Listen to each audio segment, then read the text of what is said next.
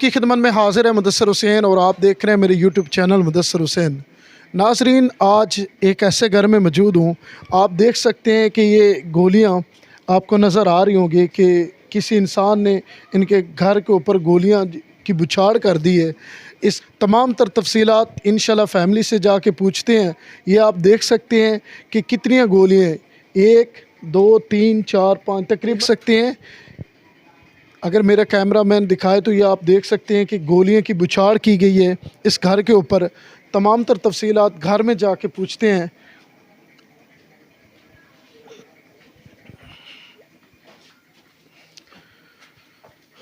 नाजरीन, देख सकते हैं ये घर की हालत आप देख सकते हैं। ये इंतहाई गरीब फैमिली है, मजबूर और बेबस फैमिली है। नाजरीन, ये देख सकते हैं इनके वाशरूम की हालत ये है कि कपड़े का पर्दा लगा हुआ है। तमाम तर तफसीलात बहन और माँ से पूछते हैं कि इनके साथ। अस्सलाम वालेकुम। वालेकुम अस्सलाम। मेरी बहन कैसी हो? अल्लाह का शुक्र ठीक। अच्छा मेरी बहन, हकीकत बताएं कि ये बाहर गोली किस तरह, मतलब किसने चलाई ये गोली? ये गोली हमने घर जो गिरवी पे दिया है ऊपर फैमिली रह रही है। मोहम्मद ऐश वल्द मोहम्मद नवाज़ ने ना उसके बेटे ने ये जो फायरिंग की है ऐश ने। वो बेसिक पर्पस ये था कि हमें डराने धमकाने के लिए कि हम ये घर खाली कर दें, क्योंकि हमारा कोई भाई नहीं और हम 5 बहनें ही हैं। तो मसला उनका मकसद ये था कि वो हमें डराए धमकाए और हम घर खाली करके चले जाएँ और वो उस घर पे कब्ज़ा कर लें।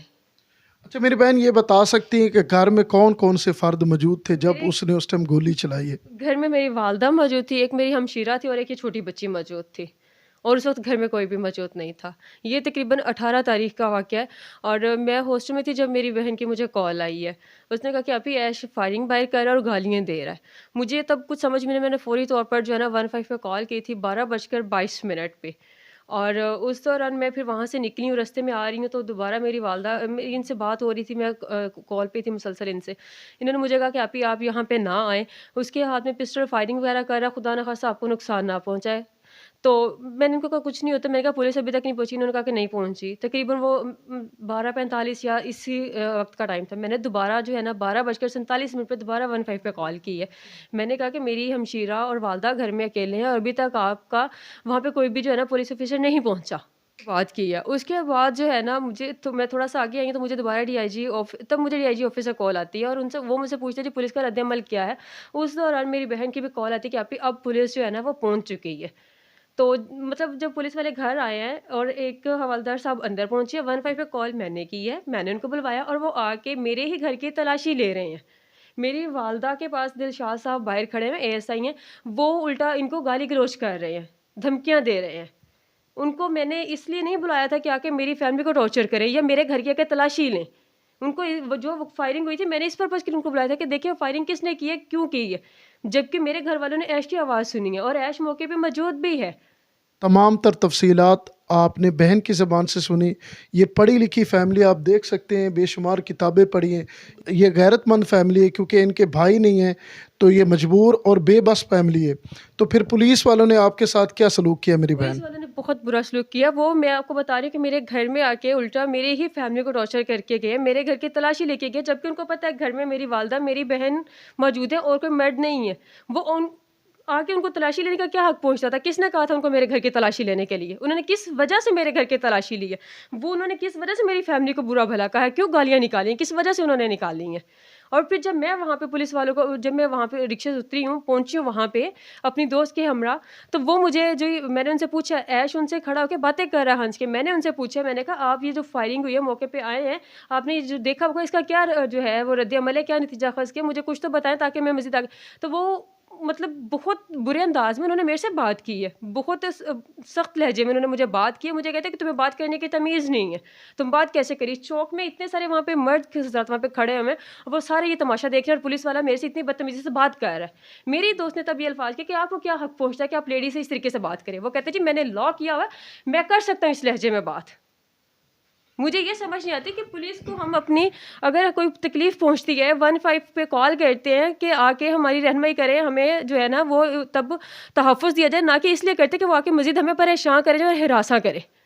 अभी मैं चौकी से आई हूँ कुछ देर पहले, मैंने दरख्वास्त दी हुई है, उसके ऊपर कोई रद्द अमल नहीं हुआ। 3 दिन हो चुके हैं, दरख्वास्त के ऊपर अभी तक कोई कार्रवाई नहीं हुई। अभी जब मैं चौकी से वहाँ पे गई हूँ, मैंने उनसे पूछा है, दिलशाद साहब ने जी 7 बजे का टाइम रखा हुआ था जी, आपने वहाँ पे पहुँचना है। जब मैं वहाँ पे गई हूँ, मैंने उनसे पूछा कि क्या आपने कार्रवाई वगैरह की, तो वो मुझे आगे से ये कहते हैं जी कि अभी तक तो मैंने इन पार्टी को बुलाई है कि आपने अपने जो है ना वालिद साहब को बुलवाएं। वालिद साहब तो मेरे यहाँ पे मौजूद नहीं, वो इस्लामाबाद में है। तो मुझे कहते हैं, मैंने कहा कि आप इनके खिलाफ ये कार्रवाई करें, देखें क्या मामला है, कैसे ये हुआ है, और उसके बाद अगर आप नहीं कोई कार्रवाई करते तो मैं कोर्ट से ऑर्डर ले आती हूँ। तो वो मुझे कहते हैं आप कोर्ट से ऑर्डर लें, जहाँ से मर्जी लें, रिपोर्ट तो मैंने यहाँ से कमेंट्स तो मैंने पास करने हैं ना, मैं चाहे आपके हक में दूँ चाहे उनके हक में दूँ। नाजरीन, ये कानून है और ये पुलिस का कानून है। ये पुलिस उन लोगों के लिए ताबेदार होती है जिनके पास पैसा होता है, जिनके पास दौलत होती है, जिनके जो पास भी लोग शोहरत मुझसे होती फोन है। करवा देते हैं। गरीब जो लोग होते हैं उनकी आवाज़ को हमेशा दबाया जाता है और उनकी आवाज़ को हमेशा के लिए ख़त्म कर दिया जाता है। अस्सलाम वालेकुम। वालेकुम सलाम। बेटी बताएं ये कैसे वाक़या हुआ, क्योंकि उस टाइम आप घर में मौजूद थी। जी 12:15 हुए थे, मतलब मैं बाहर गई थी और ना इनकी बाइक्स आ जाती तकरीबन, बाइक इनकी 2 बाइक्स खड़ी होती हैं। तो मैं अपनी अम्मी को अंदर आके कहती हूँ कि आज इनकी एक भी बाइक नहीं खड़ी, ये ना कुछ कर रहे हैं। अभी मैं आके बैठी हूँ तो बाहर से ना फायरिंग की आवाज़ आई है और वो आवाज़ ऐश की थी और 125 पे था, क्योंकि इनके पास 125 है। और मुझे लगा उसने शायद शराब वगैरह पी, तो इसलिए वो कह रहा, तो मैंने अपनी आपी को फ़ोन किया। आपी उसी वक्त आपी ने 15 पे कॉल किया। उसके बाद कुछ देर बाद पुलिस वाले आए, वो हवलदार अंदर आया, हम ताला लगा के अंदर बैठी हुई थी। तो दरवाज़ा जैसे ही खोला तो वो अंदर आए, उन्होंने चारपाइयों के नीचे देखा, इधर उधर देखा है। फिर हमें बाहर, मुझे और मेरी मम्मा को बुलाया गया और बाहर बाकी बहुत सारे आदमी मोहल्ले वाले भी खड़े थे। तो वो जो इंस्पेक्टर था जो भी, वो मेरे बाबा को बुरा भला कहने लग पड़ा कि वो तो बड़ा ये वो वगैरह, वो तो बुरा भला। नाजरीन, तमाम तर तफसीलात आपने बेटी की ज़बान से सुनी। आईजी पंजाब से गुजारिश है कि इन्हें जल्द अज जल्द इंसाफ दिया जाए, क्योंकि इनकी जान को ख़तरा है।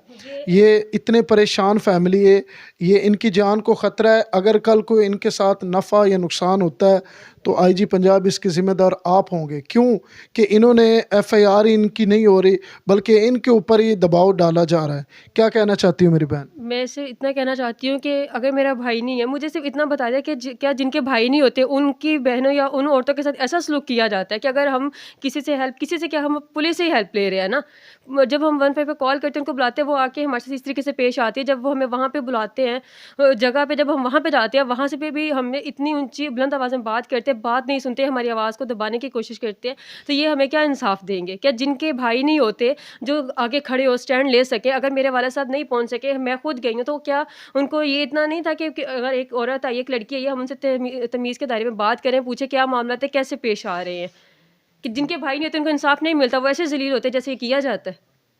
बिल्कुल, वक्त हुकूमत को चाहिए, पुलिस वालों को चाहिए कि इनको अपनी माँ बहन बेटी समझकर अदब एहतराम के दायरे में रहकर इनकी बात सुननी चाहिए। लेकिन वो बात सुनना तो बहुत दूर की बात है, बल्कि वो इनकी आवाज़ को दबा रहे हैं, बल्कि इन्हें धमका रहे हैं। इनके घर की तलाशी ली, हालांकि 15 पे कॉल इन्होंने खुद की है, उसके बावजूद इनके घर की तलाशी ली है।